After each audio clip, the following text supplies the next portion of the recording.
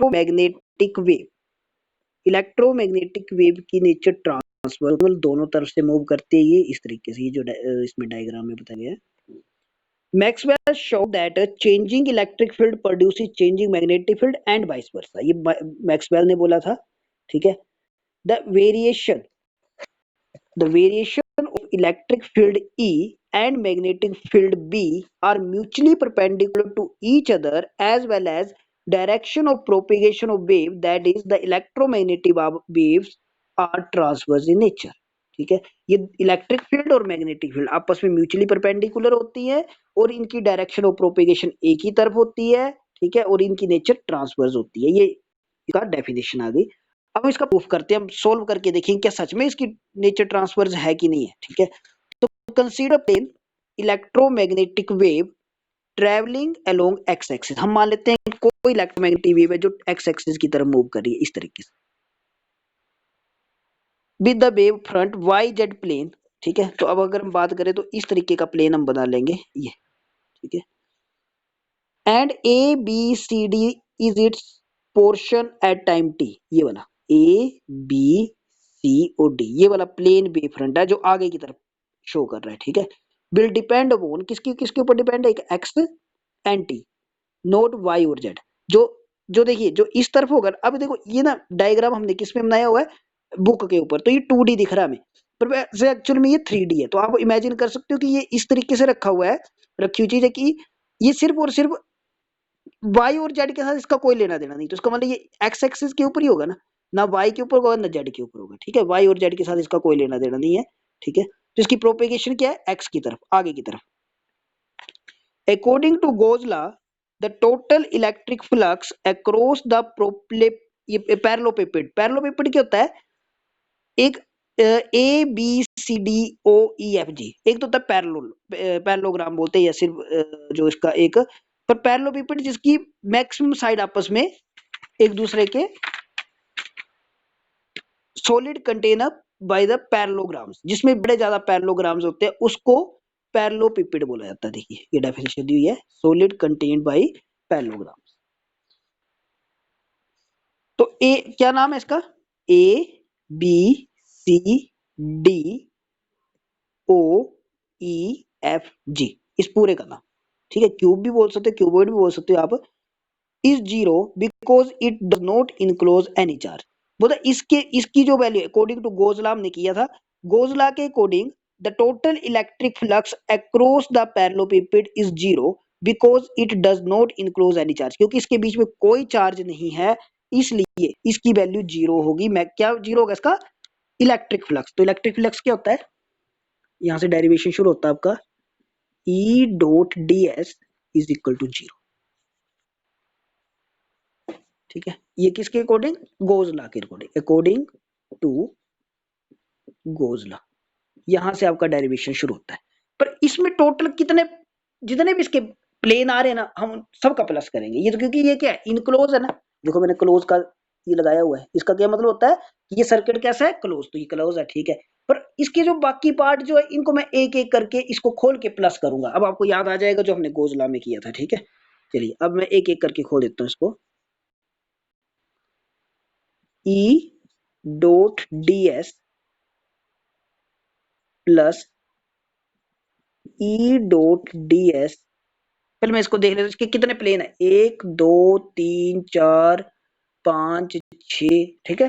तो इसके कितने प्लेन हो जाएंगे, 6, 1 2 3 4 5 6। कौन कौन से, वो पहले हम 6 लिख लेते हैं, उसके बाद बताता हूँ कौन कौन से। E dot D s plus E dot D s plus E dot D s 1 2 3 4 5 E dot D s is equal to zero के बराबर, ठीक है। कौन कौन से अब नाम लिखेंगे एक करके। पहला क्या है, ए बी सी डी, तो इसके नीचे लिख लेंगे ए बी सी डी, ठीक है। ये वाला किसको शो कर रहा है, ओ ई एफ जी, इसको मैं आपको तरीका बता दूंगा फिर एक।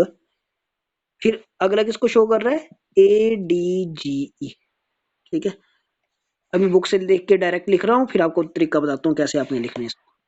BCOF, फिर OCDG, फिर ABEF, इन सब की इंटीग्रेशन करेंगे एक एक करके। अब मैं आपको जो ये पॉइंट लिखे इसके बारे में थोड़ा सा डिस्कस कर लेते हैं।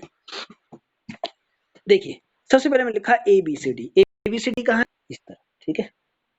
अब जब मैंने ABCD इस तरह वाला लिखा तो इसके ऑपोजिट प्लेन कौन सा है, ये वाला ना, तो फिर मैं इसी को लिखूंगा ABCD, फिर ये वाला। तो ये क्या OEFG, OFEG, कुछ भी लिख लो, आपके लिखने में कोई दिक्कत नहीं, ठीक है। OEFG वो लिख लिया, इसकी बारी होगी। फिर कोई भी पकड़ लो, जो जो भी लेना ना, फिर उसका ऑपोजिट जो उसके उसके बैक की तरफ होगा ना, उसकी जिसका उसका मुंह, वही दोबारा से लेना है, ठीक है। अब मैंने ले लिया ADGE, ADGE, तो इसके बैक में, इसके पीछे कौन है, BCOF, फिर हमने BCOF ले लिया, ADG फिर BCOF ले लिया, ठीक है। पहले ये लिया, फिर ये लिया, फिर आगे वाला लिया, तो उसके पीछे वाले, अब कौन बचा, ऊपर और नीचे वाला बचा, तो फिर हमने ले लिया OCDG, तो इसके ऊपर वो कौन है, EFBA या ABEF, कुछ भी लिख लो, ठीक है। तो ये पता लग गया मैंने फ्रंट कैसे कैसे लिए।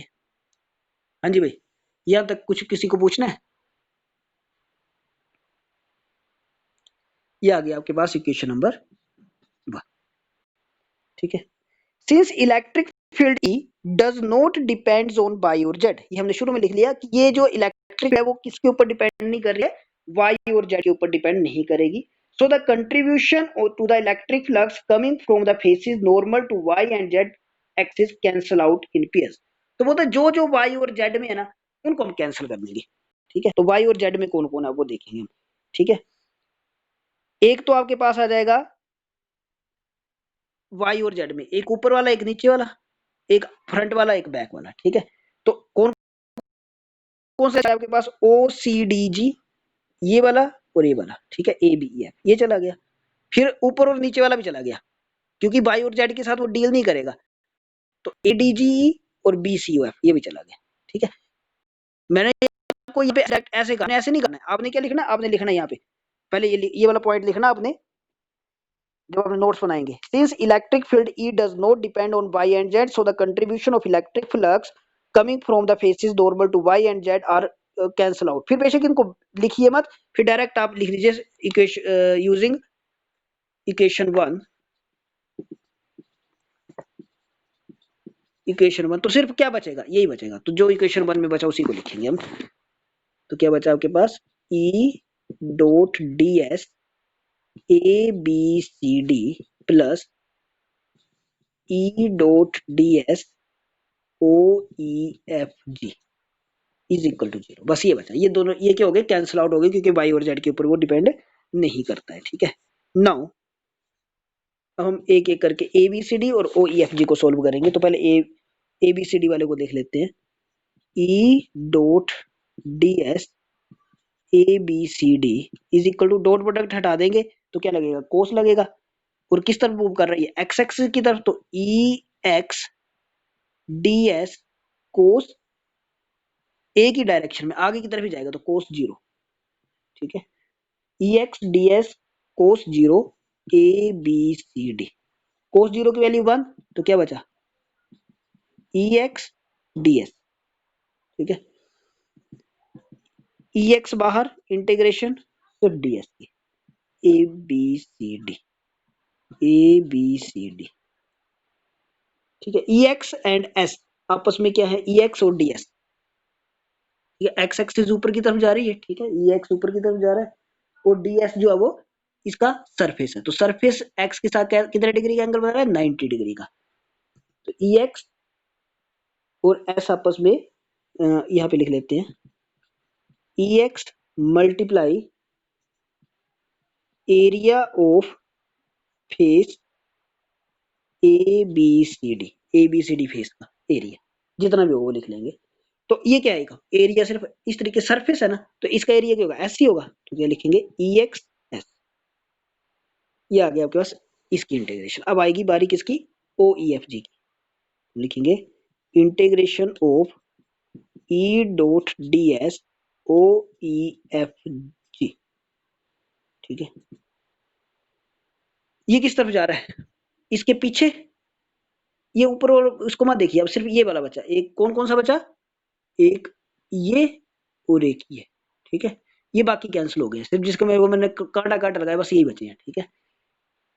इसको मान लेते E X dash D S cos, एक पीछे की तरफ एक आगे की तरफ, तो कितने डिग्री का एंगल बन जाएगा 180 का, कोस 180 इंटीग्रेशन ओ ई एफ, कोस 180 -1 के बराबर होता है, तो माइनस ई एक्स डैश बाहर, इंटीग्रेशन किसकी होगी डीएस, डीएस की इंटीग्रेशन फिर से एस, क्या गया minus E X dash S, बस, ठीक है। एक क्या आ गई ए बी सी डी, क्या आ गया ई एक्स एस, इस इक्वेशन नंबर 2 मान लेंगे और इस इक्वेशन नंबर 3 मान, ठीक है। ये किसकी आई थी, E dot D S A B C D, E X dash S इसकी आ गई, ठीक है। Where Ex and Ex dash are the x component of electric field faces A, B, C, D and O, F, G, ठीक है। सब of 2 and 1, 2 और 3 value को इक्वेशन नंबर ये नहीं मानी थी हमने ना, 3 की वैल्यू को